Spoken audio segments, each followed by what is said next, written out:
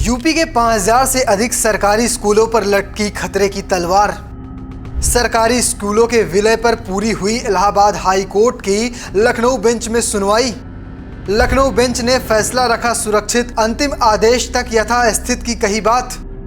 UP में 5000 से अधिक सरकारी स्कूलों पर खतरे की तलवार लटक रही है, क्योंकि योगी सरकार ने 30 से कम छात्र संख्या वाले स्कूलों को मर्ज करने का फैसला किया है। सरकार के इस फैसले का खुला विरोध शिक्षक समाज कर रहा है। आपको बता दें कि इसी क्रम में हाई कोर्ट का भी दरवाजा खटखटाया गया है। सरकार के फैसले को रद्द करने के लिए इलाहाबाद हाई कोर्ट की लखनऊ बेंच में 2 याचिका भी डाली गई, जिनकी शुक्रवार को सुनवाई पूरी हो चुकी है। सुनवाई के बाद कोर्ट ने फैसले पर क्या कुछ कहा, चलिए आपको इस खबर में विस्तार से बताता हूं। इस पूरे मामले पर 2 याचिकाएं दायर की गई हैं। इसमें पहली याचिका सीतापुर से प्राथमिक एवं उच्च प्राथमिक स्कूलों में पढ़ने वाले 51 बच्चों ने दाखिल की है, जबकि दूसरी इसी मामले पर अन्य याचिका भी दाखिल हुई है।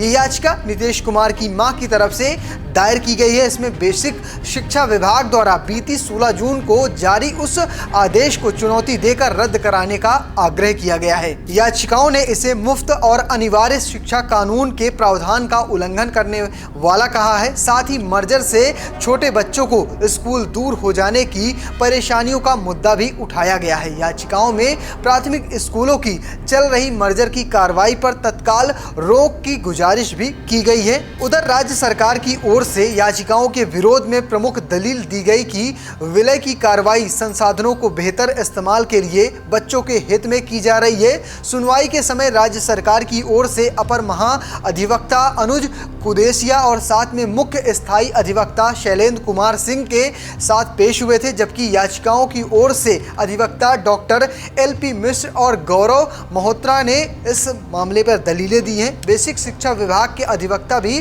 पेश हुए थे। याचिका में राज्य सरकार समेत बेसिक शिक्षा विभाग निदेशक सीतापुर को DM समेत बेसिक शिक्षा अधिकारी को पक्षकार बनाया गया था। कोर्ट ने मामले की सुनवाई शुक्रवार को पूरी कर ली है। इसके बाद अपना फैसला भी सुरक्षित कर लिया है। कोर्ट ने कहा है कि अंतिम आदेश तक यथास्थिति बनी रहनी चाहिए। वहीं दूसरी ओर सरकार के इस फैसले पर विपक्षी पार्टियों ने भी जमकर निशाना साधा है। इस पूरे मामले पर X पर एक पोस्ट लिखते हुए BSP प्रमुख मायावती ने सरकार को घेरा है। क्या कुछ लिखा है, चलिए आपको दिखाता हूं। बेसिक शिक्षा परिषद उत्तर प्रदेश सरकार द्वारा प्राथमिक विद्यालयों के युग्मन यानी एकाकीकरण की आड़ से बहुत सारे स्कूलों को बंद करने वाला जो फैसला लिया गया है, वो गरीबों के करोड़ों बच्चों को उनके घर के पास दी जाने वाली सुगम और सस्ती सरकारी शिक्षा व्यवस्था के प्रति न्याय नहीं है, बल्कि पहली नजर में ही ये स्पष्ट तौर पर ये अनुचित, गैर जरूरी और गरीब विरोधी प्रतीत होता है। सरकार से अपील है कि वो अपना युग्मन एकीकरण का ये फैसला गरीब छात्र छात्राओं के व्यापक हित में तुरंत वापस लें। वहीं इस पूरे मामले पर समाजवादी पार्टी की तरफ से उनके सीनियर नेता रविदास महतो ने भी पूरी जानकारी दी है और क्या कुछ कहा है, चलिए आपको सुनवाते हैं। देखिए, उन स्कूलों को जो मर्ज किया जा रहा है वो पूर्ण रूप से अनुचित है। अगर वहां पर छात्र नहीं है तो छात्र पढ़ने के लिए आएंगे तब जब स्कूल में अध्यापक होगा, वहां पीने के पानी की व्यवस्था होगी, वहां कुर्सी और मेज होगी, वहां प्लास्टर होगा, पंखे होंगे। सपा की सरकार थी तो प्रदेश के सारे स्कूलों के अंदर कुर्सियां और मेज थी। जो कुर्सी मेज 5, 6, 7 साल चली और टूट गई, लेकिन भाजपा की सरकार ने कहीं पर भी कुर्सी और मेज का इंतजाम नहीं किया।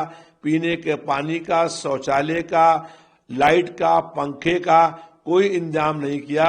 इतनी बदहाल हालत है स्कूलों की, इस कारण से वहां पर छात्र नहीं आते हैं और छात्र ना आने के लिए भाजपा की प्रदेश की सरकार दोषी और जिम्मेदार है। फिलहाल आप कैसे देखते हैं पूरी खबर को कमेंट बॉक्स में लिखिएगा और पेज को फॉलो करना, चैनल को सब्सक्राइब करना बिल्कुल मत भूलिएगा। धन्यवाद।